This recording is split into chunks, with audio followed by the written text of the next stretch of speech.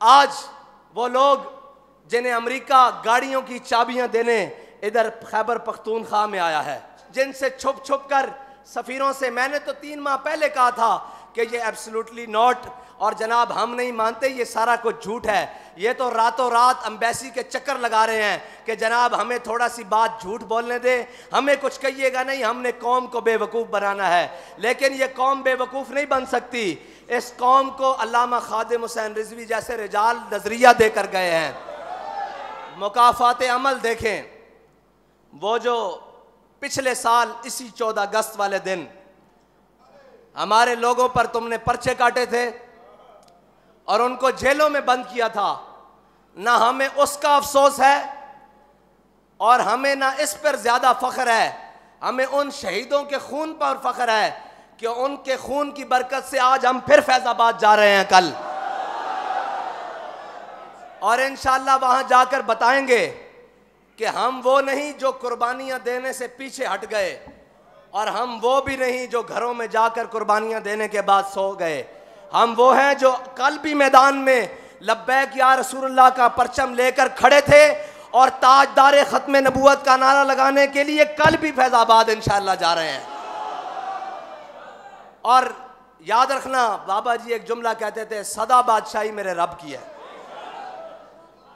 हमें इस पर कोई अकड़पन नहीं है, फ़ख्र नहीं है कि जनाब हम जा रहे हैं। हमें इस पर फ़ख्र ज़रूर है कि हमारे किसी शहीद ने पीठ के ऊपर गोली नहीं खाई, सीने के ऊपर खाई है। हाँ, उन शहीदों के खून की बरकत से और जनाब अपने कायद मिल्लत इस्लामिया फनाफी ख़ातमिन नबीयीन के उस जज्बा इश्क़ रसूल की बरकत से, जिसने हमारे एक छोटे से कारकुन को भी अपने नजरिए और अपने मिशन से एक कदम पीछे नहीं हटने दिया, बल्कि ये सोचने भी नहीं दिया, ये ख्याल भी नहीं करने दिया, हर जुल्म का मुकाबला करने की तौफीक दी। उनके जज्बों की बरकत से इंशाअल्लाह हम जा रहे हैं फैज़ाबाद और जाते रहेंगे। और बाबा जी फरमाते थे कि अमेरिका उनसे डरता है जिनके बारे में इकबाल करके गया है कि ये फाका कश जो मौत से डरता नहीं, ज़रा रूह मोहम्मद इसके बतन से निकाल दो।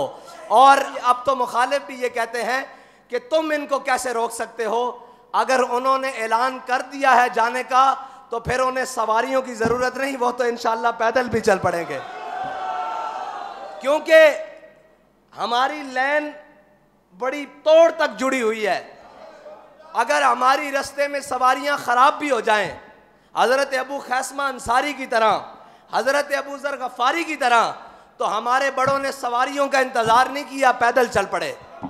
हाँ, हमारी लाइन जुड़ी हुई है और हमारा नज़रिया और हमारा हाथ उस हाथ में है जो हज़रत जनाब अबू ज़र गफ़ारी तक जाता है और फिर वहाँ से होता अपने आका और मौला सल्लल्लाहु अलैहि वसल्लम तक जाता है। और हम लोग कहते हैं जी आप जीतेंगे कब और क्या होगा। मैंने कहा ये मेरे अल्लाह के फ़ैसले हैं।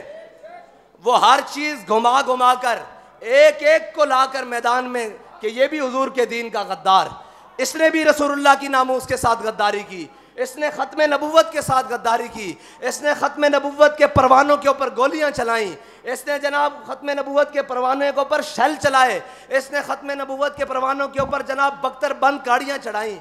आज अकेले अकेले करके नंगे हो रहे हैं या नहीं? हाँ, हम रहे या ना रहे, लेकिन इंशाअल्लाह हुजूर का दीन तख्त पर आएगा और अल्लाह ताला अपनी हिकमतों से इस दीन को गालिब लाएगा। अगर हम इखलास के साथ चलते रहे तो अल्लाह ताला इस काम के लिए हमें मुंतखब करेगा।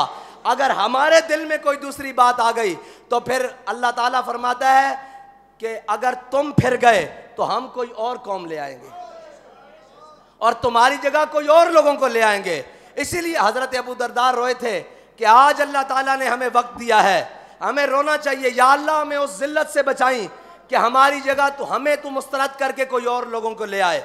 अगर तूने अपने हबीब के दीन का झंडा हमें दिया है तो फिर ता क़यामत हमें इसे उठाने की तौफीक भी अता फरमाना। और अगर तूने लब्बैक या रसूलुल्लाह का नारा लगाने की हमें तौफीक दी है तो फिर ता क़यामत और कब्र हशर में भी हमें यह नारा लगाने की तौफीक अता फरमाना। और किसी मलामत करने वाले की मलामत से, किसी डराने वाले के डर से हमें महफूज फरमाना। हमें अपना और अपने हबीब का डर अता फरमाना।